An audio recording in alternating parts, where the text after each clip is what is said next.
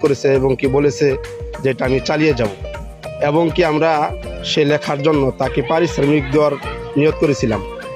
সে বলছে যে দোয়া চাই, আমরা আসলে কোনো পারিশ্রমিক নিব না। বাদশা মিয়া আমাদের বিনামূল্যে এই মসজিদে কাজ করে দিয়েছেন। প্রতিষ্ঠানের কাজগুলো করে বিনামূল্যে করে, তারা আমরা একটা চা পর্যন্ত খাওয়াইতে পারি না, রিক্সা ভাড়া দিতে পারি না। খুব সৎ লোক। এত প্রশংসা যাকে নিয়ে তার মনেও আক্ষেপ রয়েছে। বঙ্গবন্ধুর জন্মশতবর্ষ উপলক্ষে জেলার বিভিন্ন প্রাথমিক ও উচ্চ মাধ্যমিক স্কুলের ৯৯টি বঙ্গবন্ধুর শতবর্ষের লোগো বিনা পারিশ্রমিকে এঁকেছেন। শততম লোগোটি তিনি বঙ্গবন্ধু গোপালগঞ্জের টুঙ্গিপাড়ায় যে বিদ্যালয়ে পড়েছেন সেখানে আঁকতে চেয়েছিলেন, তবে সেখানকার স্থানীয় প্রশাসনের সহযোগিতা না পাওয়ায় তিনি তার শেষ ইচ্ছা পূরণ করতে পারেনি।